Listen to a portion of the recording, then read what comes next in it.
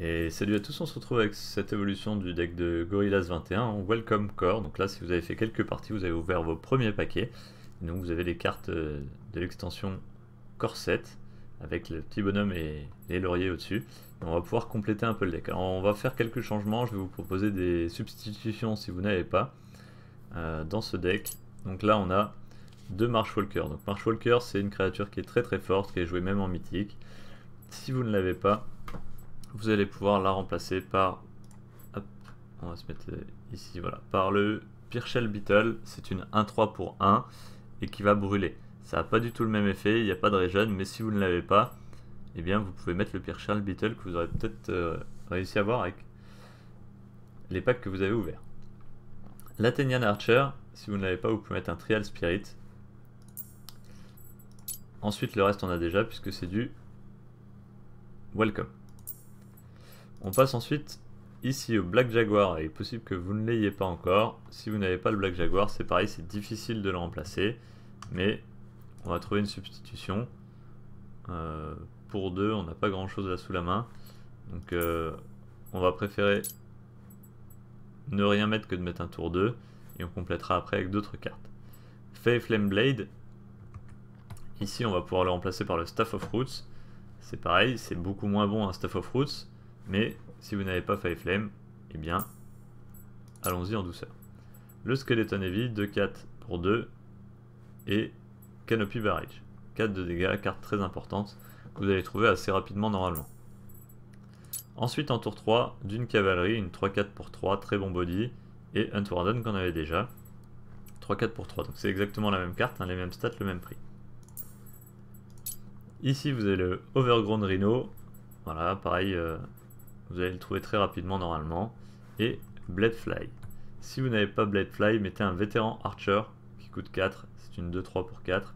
Ou Wetland Ogre, si vous n'avez pas encore les Overgrown Rhino, une 4-5 pour 4, donc c'est une stat de moins mais sans le Confused. Ensuite dans les tours 5, on a Helios Battlesworn, qu'on jouait, non je ne le jouais pas avant, pardon, 5-6 pour 5. Et Logre Archer qui fait 3 de dégâts, est une 3-3 pour 5. Si vous ne les avez pas, Nefarious Briar peut rentrer éventuellement. En tour 6, on va mettre Green Giant, et en tour 7, Charging Onyx qu'on avait déjà. Vous avez la possibilité, si vous avez The Hunt, de l'intégrer. C'est une AOE qui fait 8 de dégâts à toute la table, et c'est la première AOE du druide. Donc pour moi elle est intéressante, et on va la jouer même plus tard à haut niveau. Donc dès que vous l'avez, vous pouvez l'intégrer. Par exemple, si vous n'avez pas un Black Jaguar, vous intégrez avec The Hunt. Donc là, je vais faire les modifications pour le rendre un tout petit peu meilleur. Donc là, on va garder Marshwalker. On va garder la liste ici comme ça. Je voudrais juste rentrer un The Hunt en fait.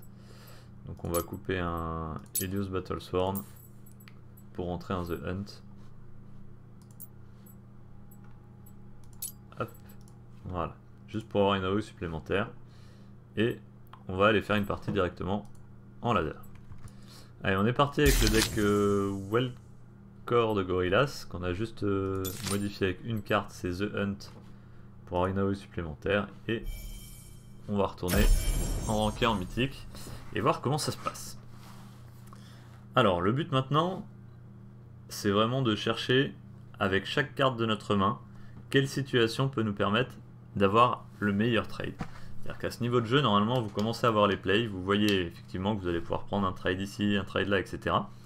Et là, il va falloir passer toutes les cartes que l'on peut jouer en revue pour essayer d'optimiser un maximum pour trouver le meilleur play parmi les plays. Donc là, il y a une très mauvaise main. 6-6-4, on est premier joueur, on veut la petite carte, donc on renvoie la plus grosse en premier. Ensuite la deuxième, on garde The Hunt tant qu'on n'a pas, voilà, une carte qui nous permet de gérer un petit peu l'early. Et là on trouve, voilà, l'Archer. Ah, on va jouer l'Archer, même si on perd son attaque, au moins on a une créature sur la table. On n'a pas toujours des très belles sorties, hein, ça arrive. Donc là lui il va venir prendre le trade, ok. Et là on tombe sur la Fae Flame qui va nous permettre de prendre double attaque à droite. et on va confused la 2-1. Celle-là va grandir en fait à chaque fois qu'elle nous attaque, donc c'est pour ça qu'on accepte de prendre 4 de dégâts en allant l'attaquer 2 fois. La 2-1 est susceptible de prendre un Hero Power, donc là il va la protéger. C'est pas un bon play. Ah non, il peut pas attaquer direct en plus.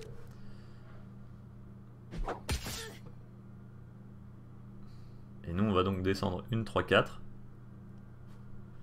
et ensuite taper avec l'arme pour récupérer la table.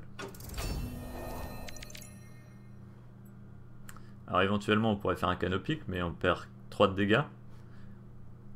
On pourrait faire Hero Power mais du coup on ferait un Marshwalker. On préfère avoir un gros body sur la table.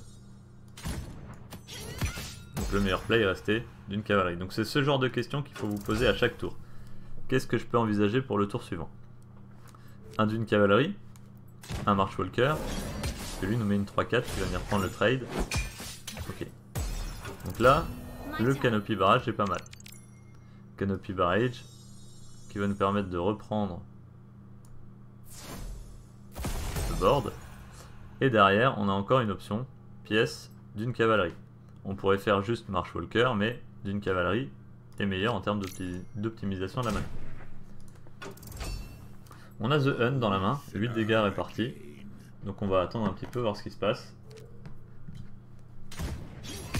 Ok, donc là il va la protéger, prendre un value trade.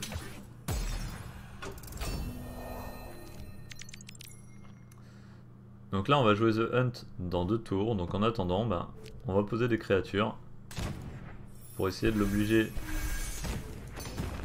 à venir prendre des trades. Et on regagne un point de vie aussi en faisant ça. C'est pas négligeable. Il va peut-être même faire double trade sur la 1-4. Ok, non, il vient face et prendre le trade à droite. Ok, très bien. Donc là il nous offre... Ok. Alors là il nous offre un très bon... une très belle possibilité. Donc avec le Hero Power on va pouvoir prendre soit la 3-2 et récupérer avec l'arme. Ok, il nous casse avec le Weekend Trapper. On a 2 chances sur 3 avec le Hero Power. Et là on a le Vanguard qui va prendre la 3-2. Donc on va d'abord venir avec la 3-2. Avec la 2-2 pardon. Récupérer la 3-2. Et ensuite on va faire Hero Power en espérant que ça aille à gauche. Là ça va à droite, c'est pas de chance. Au prochain tour on a The Hunt. Donc on va espérer qu'il puisse nous descendre des grosses créatures. Ok. Oui, il booste celle-là, voilà, très bien. Les 4, on peut pas se permettre de la laisser. Effectivement on va mettre The Hunt pour récupérer la table. Alors, le problème de The Hunt c'est qu'on ne développe rien derrière. Donc là une fois qu'on a remis la table à 0, il faut attendre un tour pour reposer des créatures sur la table. On va voir ce qu'il nous joue. Mais là avec 12 points de vie, ça risque d'être un petit peu compliqué de revenir. Donc là on a un play à base de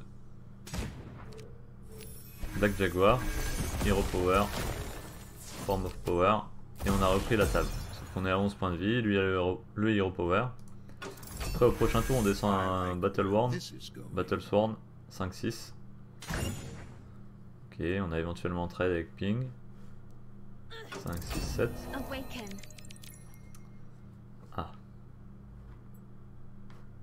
On va faire le Ping d'abord. Et là on a éventuellement un Canopy Barrage. Le Canopy Barrage, est-ce qu'il est intéressant? Pas forcément. Alors ce qu'on veut pas c'est lui laisser la créature sur la table. Donc on va tenter le trade. Voilà, le trade fonctionne. Et du coup on descend la 5-6. Si le trade n'avait pas fonctionné, si ça avait été face, on aurait joué Canopy pour pas lui laisser la créature sur la table. Ok, il va nous mettre 5 de dégâts, au prochain tour 5 de dégâts.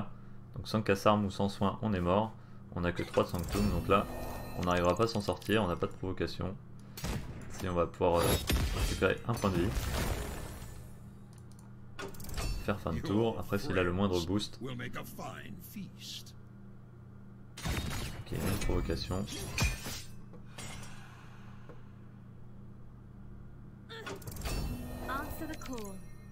Et donc là on a perdu au prochain tour avec le Hero Power. Mais vous avez vu qu'on a les armes, on a pu tenir un certain temps. Et c'est le fait que le deck soit pas très... je vais pas dire équilibré mais optimisé. qui nous amène à se retrouver dans cette situation à la fin. Vous avez compris comment fonctionne la façon de réfléchir pour optimiser les confused et pour optimiser vos tours de jeu.